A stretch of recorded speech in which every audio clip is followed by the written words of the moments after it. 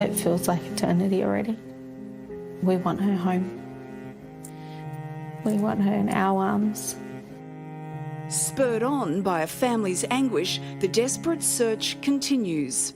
Mum Ellie again pleading to anyone with information on 4-year-old Cleo's whereabouts to contact police. Today, Detective Superintendent Rod Wild, who made the breakthrough in the Claremont serial killer cold case, arrived in Cleo's hometown, Carnarvon, 890 k's north of Perth. He leads the 100-person strong task force, Rodea.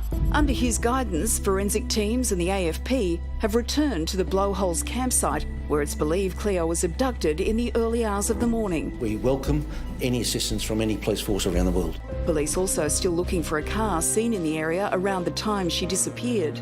With $1 million reward on offer, bounty hunters are combing the area too, as Cleo's community prepares to hold another candlelit vigil, praying for a breakthrough.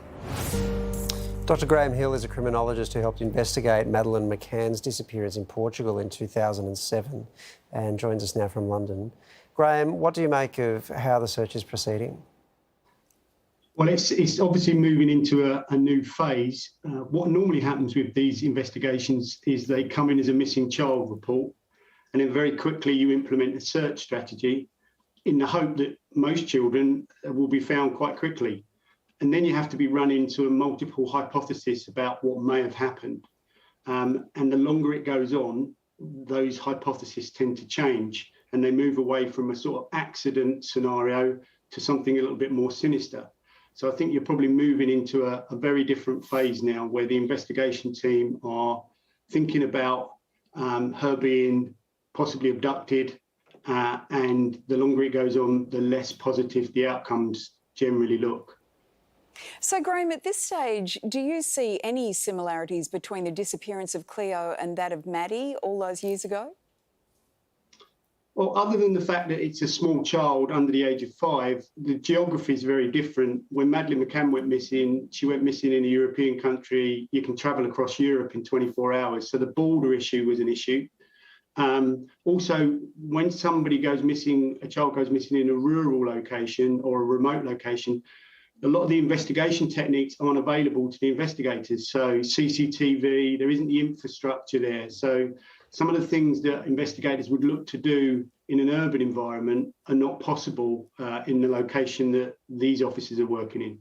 Graham, we know the first hours and days of a missing person search can be really crucial. Nearly 2 weeks in, I know you touched on it earlier, but I just want to delve into it a bit more. What typically changes in regards to the approach and the scope of the investigation? Well, initially, you're just looking for a missing kid, and normally they get found quite close to home. But the minute they're not found within a few hours, what you're trying to do then is to run multiple hypotheses about, well, could someone have taken them? What are the parents telling us?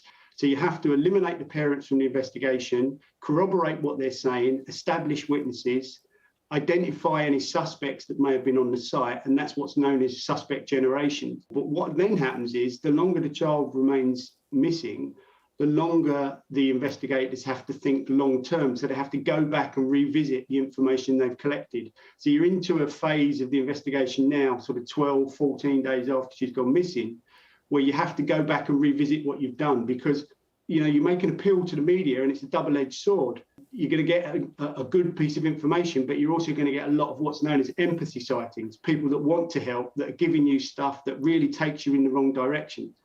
So, the fact that a reward has been put up then adds to the complication. Normally with missing children, you don't have to put a reward in place because the type of crime makes people want to help you anyway. But what we do know statistically, that children that are abducted by strangers, so non-familial child abductors, they're usually men. They usually act impulsively, they act very quickly. And if the child's going to be killed, they're killed within 3 to 6 hours. Graham, you began to touch on it in your answer just then with, I guess, more people wanting to help out in these type of investigations. Are bounty hunters and private investigators a help or a hindrance in cases like this? I'm not going to say that they don't help because, if somebody comes in with a good bit of information, I think what people need to remember is it's not like armchair detective work on TV. There's a lot of painstaking, thorough sort of police systematic going over the information, revisiting it, running multiple hypotheses.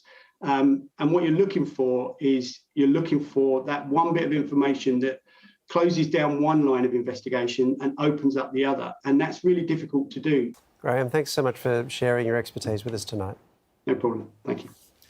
If you do have any information that could help find Chloe, call Crime Stoppers. The number is 1800 333 000.